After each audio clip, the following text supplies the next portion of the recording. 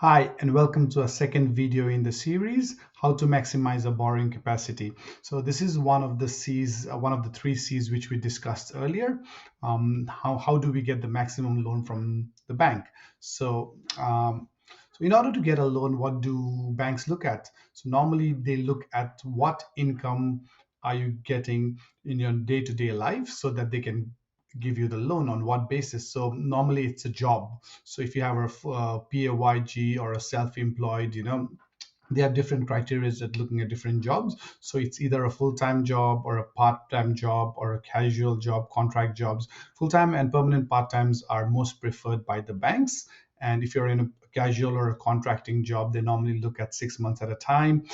For self-employed, they look at 2 years financials. Some banks have started looking at 1 year financials. So there's different criterias at looking at and knowing how much the bank can let you borrow.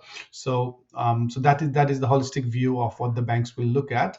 But how much can the lend us is the most common question. So that is something I can't explain in the video because every banks calculate the way they can lend money differently.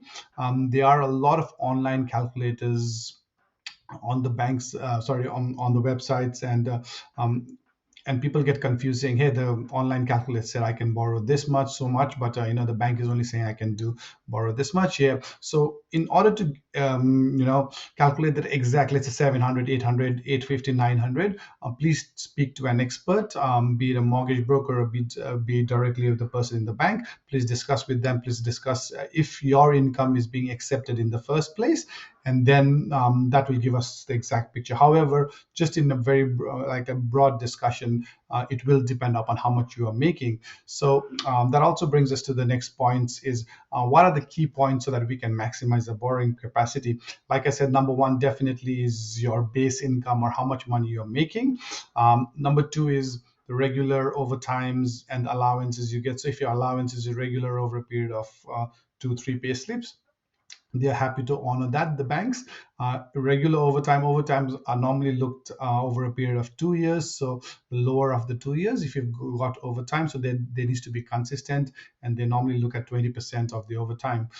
There are certain professions like nursing and stuff, which is again highly preferred in terms of overtime, but that's how they normally look at. The other one, it's a very important one, is reducing or closing off your debts. So if you've got a credit card, a personal loan, or a hex debt, or a car loan, that actually reduces your borrowing capacity by quite a big chunk. So just for example, if your credit card limit is $6,000, it reduces your borrowing capacity by roughly $40,000. So it's like 1 to 7%, and that just depends upon the limit, not even how much you've used. So some people have 40,000 in credit cards and they've only used $1,000. So if you're really looking to borrow and leverage your borrowing capacity, try and close that so that it works well for the long run.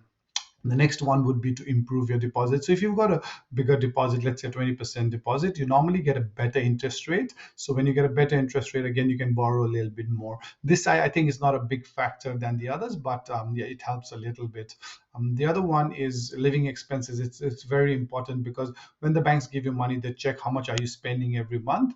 They've got a way to look into those your bank statements and how much you can spend. So if you're spending big money on Gucci bags and this and that, so that would drastically reduce your borrowing capacity because you've been spending more than an average human being. So so how much is the normal living expenses? People do ask me. So there is a HEM calculator. So the banks, each banks have the different calculators. So that's where they go and have a look at that.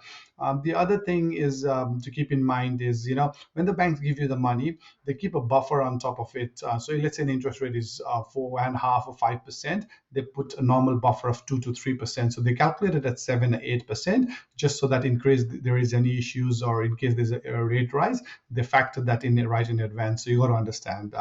One thing, again, this is just for you to note, the banks don't increase your borrowing capacity because you've got a certain amount of savings or you've got a certain amount of assets. That doesn't increase your borrowing capacity. So these are just a few ways, but get in touch with us. And thank you for watching and hope this was useful. See you in the next video.